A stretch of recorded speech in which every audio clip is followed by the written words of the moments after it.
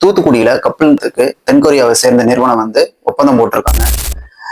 சட்டப்பேரவை கூட்டத்தொடர் வந்து இன்று நடக்க போகுது. அதுல வெள்ளை அறிக்கை பத்தின பெரிய தகவல்களை இன்று எதிர்கட்சிகளும் நிறைய பரிமாறுறதுக்கான வாய்ப்புகள் இருக்கு. விஜயபாஸ்கர், டாக்டர் விஜயபாஸ்கர் அவர்கள் வந்து விராலிமலை தொகுதியில ஜெயிச்சிருந்தார். அதிமுகவுக்கு ஆதரவா போட்டியிட்டு எம்எல்ஏ பதவியை ராஜினாமா செஞ்சிருக்காரு. இப்போ இதை பத்தின இந்த 3 முக்கியமான விஷயங்கள் தான் நம்ம இந்த வீடியோல பேச போறோம். வாங்க. 38,000 கோடி ஒதுக்கீட்டுல ஒரு கப்பல் தளத்தை வந்து தூத்துக்குடியில் அமைக்க போறதா தமிழ்நாடு வந்து தென்கொரியாவோட சேர்ந்து ஒரு ஒப்பந்தம் போட்டிருக்காங்க. இதுல தென்கொரியாவை சேர்ந்த ஹெச்டி ஹூண்டாய் அந்த நிறுவனம் வந்து முதலமைச்சரை சந்திச்சு புரிந்துணர்வு ஒப்பந்தத்துல கையெழுத்திட்டு போயிருக்காங்க. அதுல வந்து அந்த ஒப்பந்தம் மூலமாக தமிழ்நாட்டுக்கு வேலை வாய்ப்புகள் ஒரு 15,000 பேருக்கு வேலை வாய்ப்பு கிடைக்கிறதுக்கான அதுல ஒரு வாய்ப்பு இருக்கு. அது மட்டும் இல்லாம இந்த ஒப்பந்தம் மூலமாக தமிழ்நாடுடைய வளர்ச்சியை இன்க்ரீஸ் பண்றதுக்கான வாய்ப்புகளும் இந்த ஒப்பந்தம் மூலமாக நிறைவேறதுக்கான வாய்ப்புகளும் இருக்கு. இப்போ இந்த தென்கொரியா அந்த ஹெச்டி ஹூண்டாய் அந்த கம்பெனி பிளஸ் தமிழ்நாட்டுல அந்த கப்பல் தளத்தை அமைக்கிறதுக்கான ஒப்புதலையுமே மத்திய அரசும் அதற்கு ஒப்புதல் வழங்கியிருக்காங்க. 2 பேருடையும் ஏன்னா ஒரு ஒப்பந்தம் மூலமா ஒரு விஷயம் நடக்க போகுது அப்படின்னா மாநில அரசும் சரி மத்திய அரசும் சரி 2 பேரும் ஒப்புதல் வழங்கிதான் அந்த விஷயமே நடக்கக்கூடும். கீர்த்தனா அவர்கள் அமைச்சர், தொழில்துறை அமைச்சர் கீர்த்தனா அவர்கள் வந்து ரீசெண்டா தென்கொரியா போயிருந்தாங்கிறத நம்ம ஆல்ரெடி நிறைய தகவல் வந்து கேள்விப்பட்டிருப்போம். அதுதான் இப்ப நடைமுறைக்கு வந்திருக்கு. இது தமிழ்நாட்டுல பார்க்க வேண்டிய முக்கியமான ஒரு நல்ல விஷயம். அடுத்து நம்ம பார்க்க வேண்டியது வந்து விஜயபாஸ்கர் வந்து அவருடைய விராலிமலை தொகுதியை வெற்றி பெற்ற எம்எல்ஏ பதவியை ராஜினாமா பண்ணியிருக்காரு. அதுக்கு முக்கியமான காரணமா சொல்லப்படுறது என்னன்னா எடப்பாடி அவர்களுடைய தலைமையை ஏத்துக்காததுதான் இவ்வளவு காரணம் அப்படிங்கிற மாதிரி சில பேரால சொல்லப்பட்டாலும், அதாவது அவங்க சைட்ல சொல்லப்படுறது. ஆனா மாற்றுக் கட்சியினர் சொல்ற விஷயம் என்னன்னா, இது வந்து டிவிகே சைடு போறதுக்காக இவ்வளவு விஷயங்களை பண்ணிட்டு இருக்காங்க நிறைய எம்எல்ஏக்கள் அப்படிங்கிற மாதிரியான விஷயத்த சொல்றாங்க. இவர் மட்டும் இல்ல, இந்த நிறைய பேர் வர்றதுக்கான வாய்ப்புகள் அதிகம் இருக்கு அப்படிங்கிற மாதிரி பார்க்கப்படுது. இப்போ விஜயபாஸ்கர் அவர்கள் வந்து ரெட்டலை சின்னத்துல நின்று ஜெயிச்சிட்டாரு விராலிமலை தொகுதியில. இப்ப திரும்பவும் இவர் டிவிகே போவாரா, டிஎம்கே கட்சி போவாரா அப்படிங்கிறது ஒரு கொஸ்டின் மார்க். கிட்டத்தட்ட டிவிகேக்கு போறதாக விஷயம் உறுதிப்படுத்தாத தகவல் இருக்கு.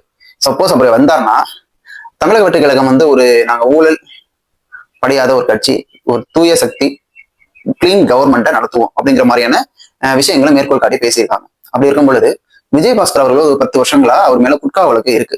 அப்போ அவர் வந்து குட்கா வழக்குல உள்ளவரை நீங்க வந்து டிவிக்குள்ள ஜாயின் பண்ணீங்கன்னா உங்கள் மேல பல விமர்சனங்கள் எழுப்பப்படும். அதற்கு எல்லாமே தாவைக்கு வந்து தயாரா இருந்தா அவர் தாராளமா சேர்த்துக்கலாம். இன்னொன்னு என்னன்னா, மக்கள் மத்தியில அது பெருசா கொண்டு போய் சேர்ப்பாங்க. இது மக்கள் இதை எப்படி எடுத்துப்பாங்கன்னு தெரியாது.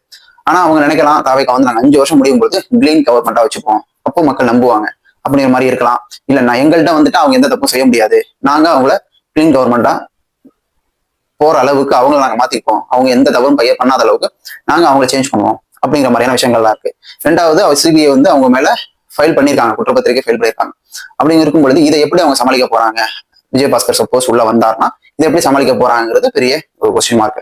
நம்ம பார்க்க வேண்டிய முக்கியமான 3வது விஷயம் என்னன்னா, சட்டப்பேரவை கூட்டத்தொடர் வந்து நடக்க போகுது. அவங்க ஆட்சி அமைஞ்சு 1 மாத காலம் ஆயிருக்கு.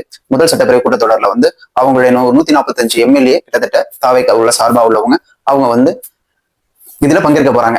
எல்லாருமே செங்கோட்டையன் அவர்களை தவிர மேக்சிமம் 2-3 சில பேரை தவிர எல்லாமே புது எம்எல்ஏக்கள். அவங்க எப்படி பேசணும், என்னென்ன விஷயங்களை கையாளணும் அப்படிங்கிறத 2 நாட்கள் பயிற்சி அளிச்சிருந்தாங்க.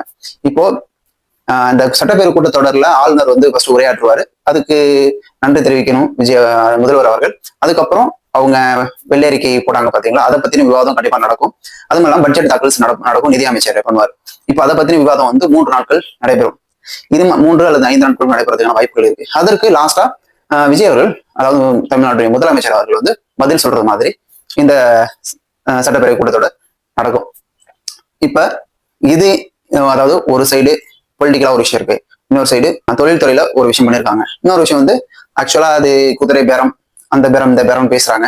ஆக்சுவலா அது அவங்களுக்கே தான் தெரியும், குதிரை பேரமா இல்ல அவங்களா விருப்பப்பட்டு உள்ள வராங்களா, இல்ல ஏடி நிகழ்ச்சியில அந்த தலைமையில இருக்கிறதுக்கு நம்ம இங்கே இருக்கலாம் அப்படின்னு நினைச்சிட்டு வராங்களா அப்படிங்கிறது அந்த ராஜினாமா பண்ண எம்எல்ஏக்கள் தான் உறுதிப்படுத்தணும். அவங்க உறுதிப்படுத்திருக்காங்க. ஆனா அது உண்மையாங்கிறது ஒரு கொஸ்டின் மார்க் தான் எல்லாராலையும் ஏற்படுது. இதெல்லாம் எங்க அடிப்படும் அப்படின்னா, இந்த ராஜினாமா பண்ண எல்லா எம்எல்ஏக்களும் சப்போஸ் அந்த தொகுதியிலேயே திரும்பவும் அவங்க எம்எல்ஏ பதவிக்கு நிக்கல அப்படின்னா அங்கதான் இது எல்லாமே உண்மை வெளியே வரும். அது வரையும் இது வந்து குதிரை பேரம், கழுதை பேரம், யானை பேரம், இப்படிப்பட்ட வாதங்களை எல்லாரும் பேசிக்கிட்டே கடைசி வரை இருப்பாங்க. நம்ம பொறுத்திருந்து பார்ப்போம் தமிழக வெற்றி கழக அரசு வந்து எந்த மாதிரியான நிலைப்பாட்டை எந்த சூழ்நிலையில எடுக்கிறாங்க அப்படிங்கிறத நம்ம பொறுத்திருந்து பார்க்கலாம். நன்றி.